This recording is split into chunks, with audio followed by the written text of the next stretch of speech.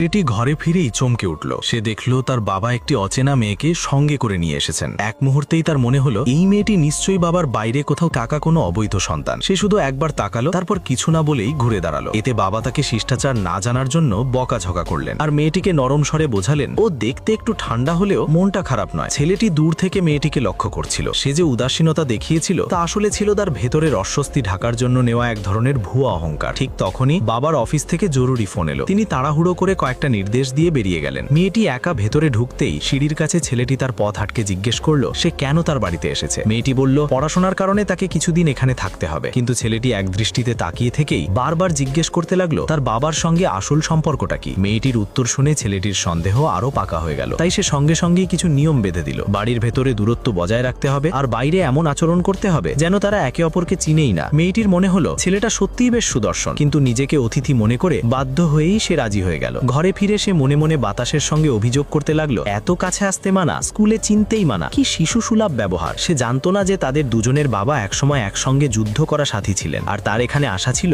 বড়দের ভেবে চিনতে নেওয়া সিদ্ধান্ত। রাতে প্রয়োজনীয় কিছু জিনিস কিনতে বেরিয়ে মেয়েটির ফোন নষ্ট হয়ে যায়। দিক চেনা দুর্বল হয় সে অন্ধকার গলিতে ঘুরপাক খেতে থাকে। তার মনে হতে লাগলো কেউ যেন তাকে অনুসরণ করছে, কিন্তু প্রতিবার ঘুরে তাকালেই পেছনে কাউকে দেখা যায় না। হঠাৎ কেউ তার কাঁধে হাত রাখতেই ভয়ে সে ঘুরে দাঁড়িয়ে লাথি মারে, কিন্তু সামনে ছেলেটিকে দেখে থমকে যায়। তখন সে বুঝতে পারে ছেলেটি তাকে একা যেতে দিতে চিন্তিত ছিল আর নীরবে পেছনে পেছনে আসছিল। এমন সময় তার বন্ধুরা এসে পড়ে আর মেয়েটির প্রশংসা করতে থাকে। ছেলেটি অস্বস্তিতে মুখ ফিরিয়ে নেয়। মেয়েটি তাড়াতাড়ি বিদায় নিয়ে তার পেছনে হাঁটতে শুরু করে। কিছু দূর গিয়ে ছেলেটি নাটক করে বলে তার পায়ে ব্যথা পেয়েছে আর জেদ ধরে যে মেয়েটি তাকে ভর দিয়ে হাঁটাতে সাহায্য করুক। দুজন এভাবে হোঁচট খেতে খেতে বাড়ি পৌঁছায়। এই দৃশ্য দেখে বাবা মা মুচকু হেসে ওঠেন। মা আদর করে বলেন এটাকে নিজের বাড়িই ভাবো। এ কথা শুনে ছেলেটি আরো গুলিয়ে যায়, বিরক্ত হয়ে নিজের ঘরে চলে যায়। তখনই মেয়েটি বুঝতে পারে ছেলেটা আসলে তার সঙ্গে মজা করছিল। পরদিন স্কুলে মেয়েটি নতুন ক্লাসে যায় আর তার সিট পড়ে যায় ঠিক ছেলেটির পাশেই। খেলার সময় সে বাস্কেটবল কোর্টের দিকে তাকিয়েছিল। সেখানে ছেলেটির চারপাশে ঘিরে ছিল ছোট ছোট ফ্যান মেয়েরা। তারা ভেবেছিল ছেলেটি তাদের দিকেই তাকাচ্ছে, তাই তারা মেয়েটিকে পানি দিতে পাঠায়। ঠিক সেই সময় একটি বল তার দিকে ছুটে আসে, কিন্তু ছেলেটি লাফিয়ে সেটি ঠেকিয়ে দেয়। বন্ধু জিজ্ঞেস করে পানিটা কার জন্য। নিয়মের কথা মনে পড়তেই মেয়েটি চুপচাপ বোতলটি ছেলেটির হাতে দিয়ে চলে যায়। এতে ছেলেটি ভীষণ অস্বস্তিতে পড়ে যায়। কিছুদিন পর শিক্ষক ছেলেটিকে নম্বর নিয়ে বকাঝকা করেন আর বলেন এখন থেকে দুজন একসঙ্গে বসে পড়াশোনায় সাহায্য করবে। বই তুলতে গিয়ে ছেলেটির আঙ্গুল অজান্তেই মেয়েটির হাতে লেগে যায়। এই স্পর্শ দুজনকেই অস্বস্তিতে ফেলে দেয়। একদিন পথে কয়েকজন ছেলে মেয়েটিকে আটকায়। ছেলেটি এগিয়ে আসতে চাইলেও মেয়েটি নিজেই সাহস করে তাদের তাড়িয়ে দেয়। সেদিন দুজনের মধ্যে একটু ঘনিষ্ঠতা বাড়ে আর কথাবার্তাও শুরু হয়। মেয়েটি পড়াশোনায় সাহায্য করার প্রস্তাব দেয়, কিন্তু ছেলেটি সেটাকে কটাক্ষ ভেবে প্রত্যাখ্যান করে। বাড়িতে মা ছেলেটিকে আরো পরিশ্রম করতে বলেন আর মেয়েটির প্রশংসা করেন। এতে ছেলেটি আরো বিরক্ত হয়ে পড়ে।